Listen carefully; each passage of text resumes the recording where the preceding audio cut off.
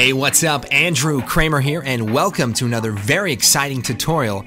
Today, we're going to be taking some green screen footage of Sam Loya and compositing a background in to make it look like he's actually driving. Now, of course, Sam Loya doesn't have a driver's license, so this is really the only way to accomplish this effect. Firstly, we're going to be compositing in 32 bits per channel, so we're going to be taking a look at a pretty cool float workflow. One of the cool things about this tutorial is I'll be showing you how to get a nice clean key out of some Canon 5D footage. Now, usually this footage has a lot of artifacts because of the compression, so we're going to treat it in a way so we can hopefully get a nice clean key right around the edges and make this look as photorealistic as possible. Now, if you want to learn more about how we shot this, go over to the blog on Video Copilot, click on the blog show, and look for the crazy driving video. Some really cool tips. We go behind the scenes with the camera and everything that went into it. There's a lot of great reasons to shoot an interior car scene on the green screen, but the best reason of all is so you can do some crazy wild things you could never do in a real car. You could be sticking your head out of the moonroof, drinking and driving. You don't even have to look at the road. But the most dangerous of all, texting and driving. Hey, we're gonna go to that party. I brought some. Oh no! Oh no!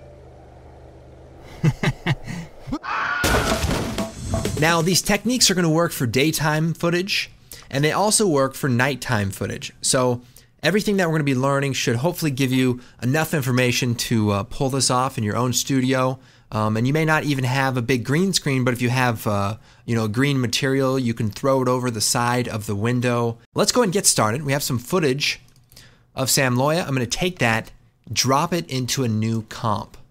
Now, as I said, we're going to be working in 32 bits per channel. So what you want to do is Alt or Option click on the 32-bit or on the 8-bit per channel until you get to 32 bits per channel.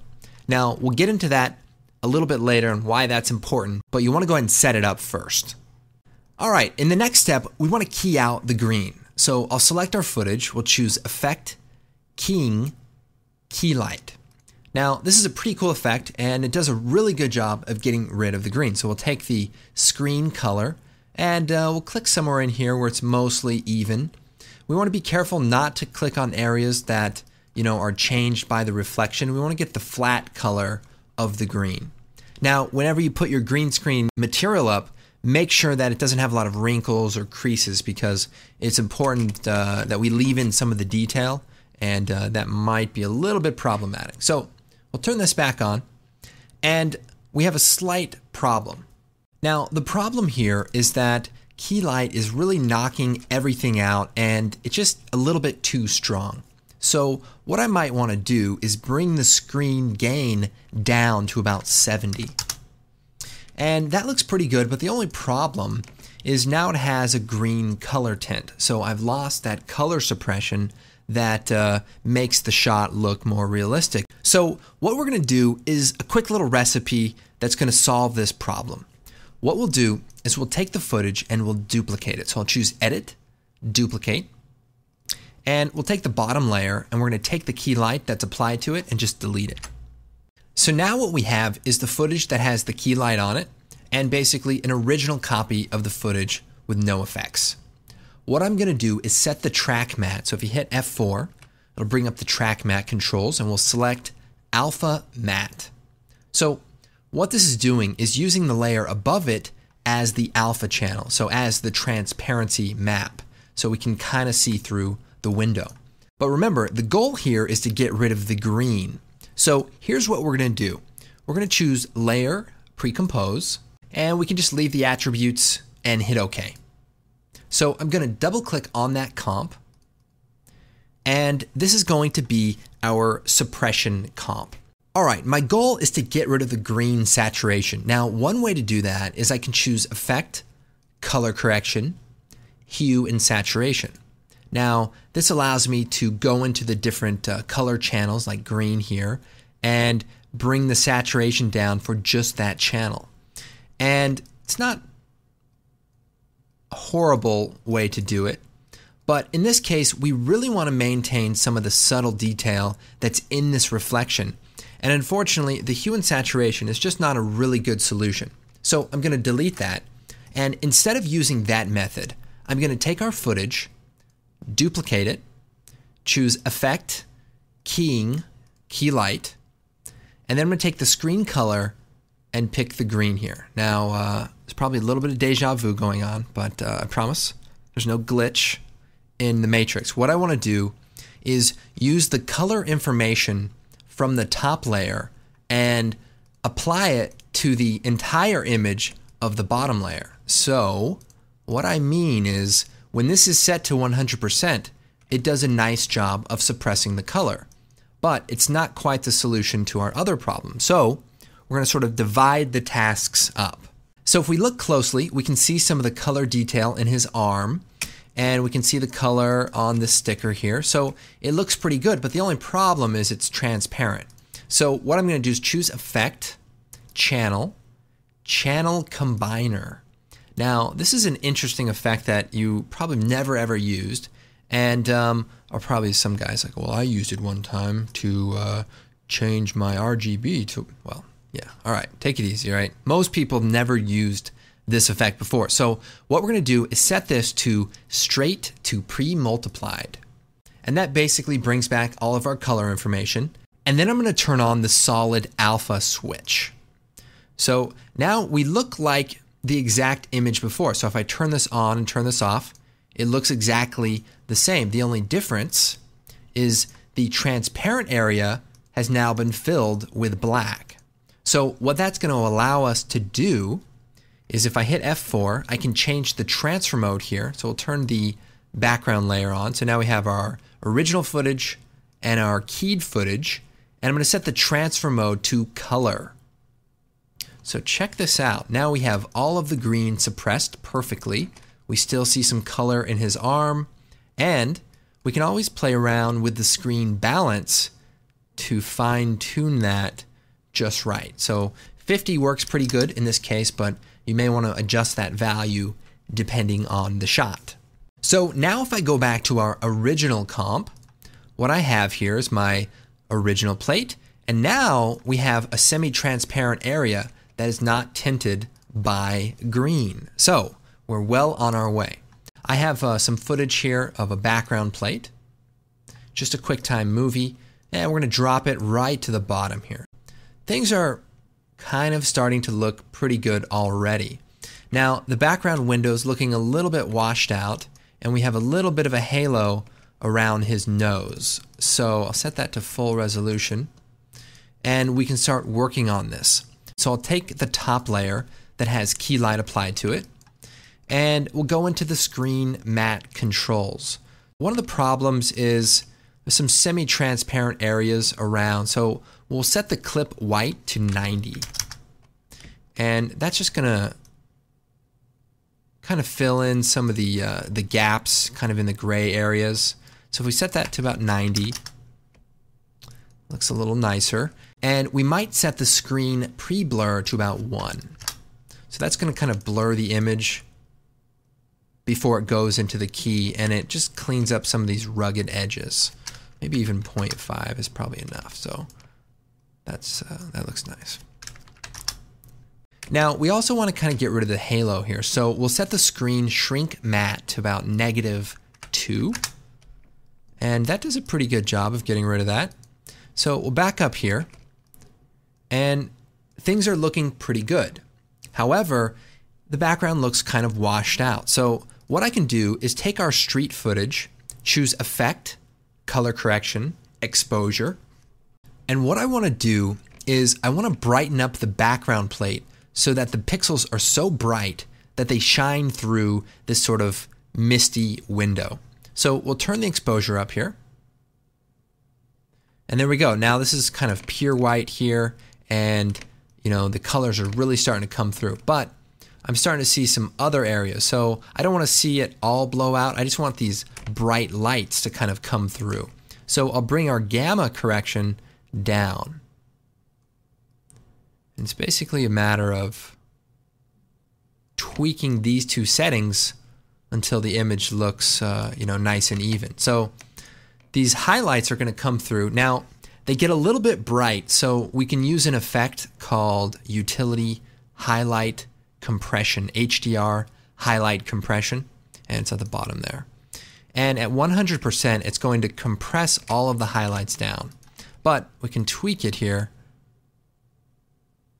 so it doesn't look too blown out. Now, the other thing that's happening from this gamma correction is our image is getting a little bit too saturated. So I'll choose Effect Tint, Color Correction Tint, and we'll put that before the exposure, and we'll just turn that down to maybe 60% or so. All right. So now, why are we working in 32 bits per channel? Well, if we look at the highlights here, and I alt-click on this and go back to 8 bits, everything is going to look pretty bad. It's going to look pretty washed out. The great thing about 32 bits per channel is we can actually work with values. If I bring up our options, hang on a sec here, info. We can actually work with values that are brighter than 1. Now, if we look right here at the RGBA, when I roll over a value, you can see that the RGB is 1.6, you know, that's brighter than white. So when a pixel is brighter than white in 8 bits per channel, it just gets cut off. And, you know, if it blends with something semi-transparent, then it's going to turn gray and looks a little muddy.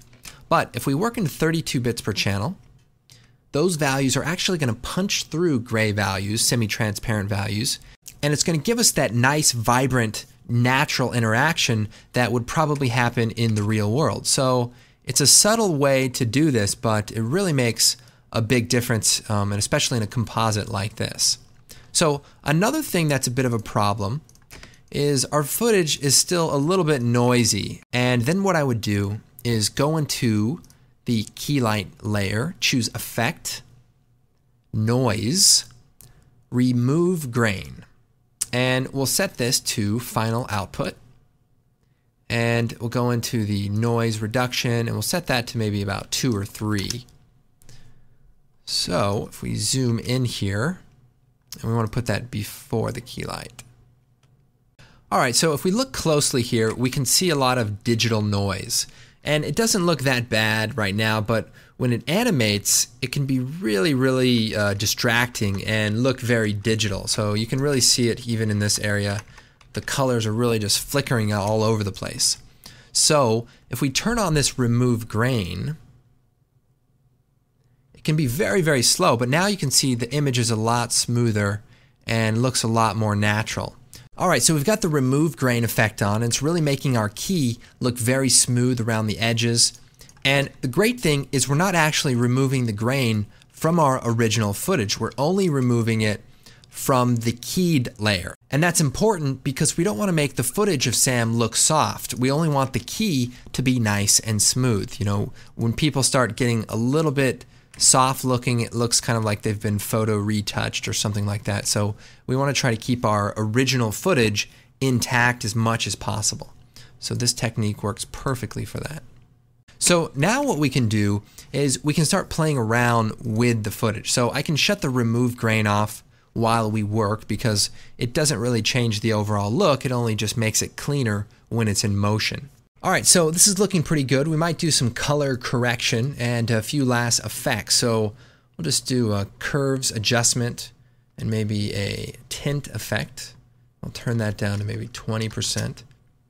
And we want this to be kind of dark looking, so we'll just bring the gamma down here. Might take some of this red out. And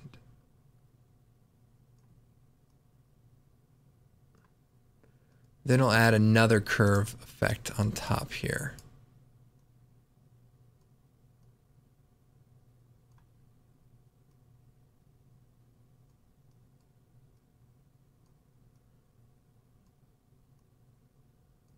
So just some subtle color correction here.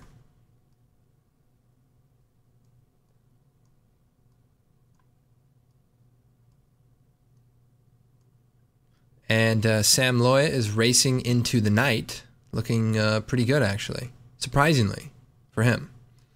And one more little thing that we can do is we can add a little bit of light on his eyes. So I think in this example you can kind of see as if the rear view mirror is casting like headlights back onto his face and just kind of some light flickering around. So what we can do for that is pretty straightforward. We'll take the footage where we suppressed the green, we'll open that up. And what I want to do is duplicate the footage that has the key light on it. And I'm going to go ahead and just delete the channel combiner, and I'm going to solo the clip. What I want to do is make a matte where we do knock out all of the background. So the idea behind this tutorial is keying without completely wiping everything out and making it look too sharp and jagged. So instead, we used a soft key technique where things are a little bit softer. And I should also mention that this technique is a collaboration with a friend of mine, Brandon, who has been using this technique for a long time and brought over some of the different capabilities inside of After Effects and works very similarly. So we're going to set the screen gain to a lower amount so that we can kind of see some of those details left in the shot. But for this case, I actually want to crank this up pretty high, and then I'm going to go into the screen matte and crush all of those details. So now we have a really, really sharp, jagged looking matte, and this is perfect for what we need right now. Now the edge is a little hard, so I'll set the screen softness to about 2 or 3, and that looks good. So what I want to do now is create an adjustment layer and a curves effect. So I'll turn up the curve amount, and then we're going to take a rectangle tool and I want to draw a shape right around his eyes. And then I'm going to take another mask and set it to subtract. And if I hit MM, that brings up my mask options. And the second mask, I'm going to turn the mask feather amount up. So if I look closely here, it's going to soften the effect so that it looks like his head is maybe a little more three-dimensional. Now we'll take that first mask and we'll also feather it about 12 or so, maybe a little more than that.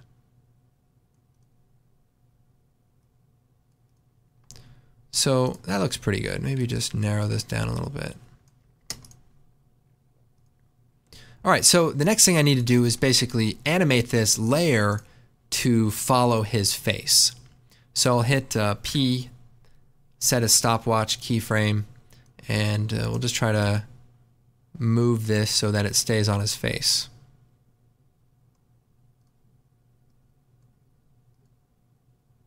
Very good. Goes a little out of frame here. It's okay.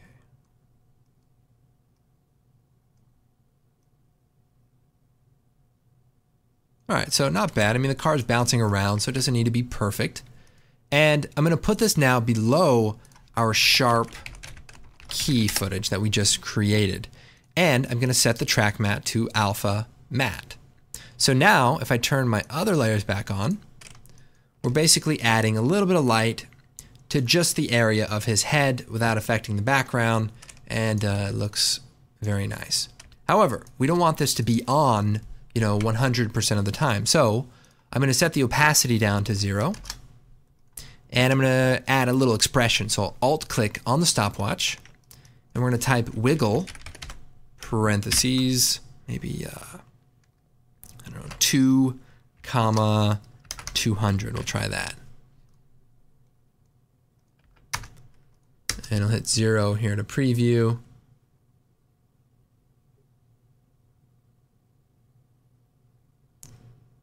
So that looks pretty good. I think I would probably like it to stay on just a little bit the whole time. So I'll duplicate this, Control D. By the way, if I hold down Control, I can select 2 at a time, and then Control D. And we'll just take the expression off of this bottom one. So I'll just delete it.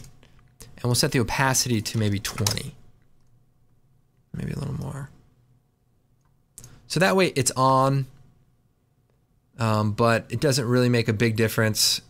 And maybe we'll even feather this one out a little bit more so it's a little softer. All right, so Looks pretty good. So a couple of other quick tips. We have this daytime shot. Now the color correction is a lot more subtle here. The most important thing about getting a good background plate is just making sure that you film it very steady. You don't want it, popping up and bouncing around, because that'll actually make the shot look worse than if the interior car footage is a little bit more shaky. So keep that in mind. And if you need to, you can adjust the footage up or down to kind of make it line up with the eye line or the horizon line. So depending on the angle of your shot, you may want to adjust that just a little bit. And finally, when you're all done rendering, or if you just want to pre-comp it again, you can use that same expression to add some camera shake. So here's a shot with no camera shake. It looks very good, very smooth for a cameraman that's following a car that's going, 60 miles per hour. But if we turn on the camera shake, wiggle 6,45, I'll set that down. We can see it's a little bit more violent, a little bit more vibrating, and we could even crank that up, a little bit more and make it, seem extremely intense. Now I've just scaled the footage up just a little bit so that the black doesn't show, when the frame moves. So you can play around with that. And there's another tutorial. If you type in camera shake into the tutorial section on Video Copilot, you can find some other, cool tips and things for doing some really nice camera shake with some rotation and some other effects. But hopefully this has been a helpful tutorial. And my name is Andrew Kramer. Of course, check out the website, the blog, the forum.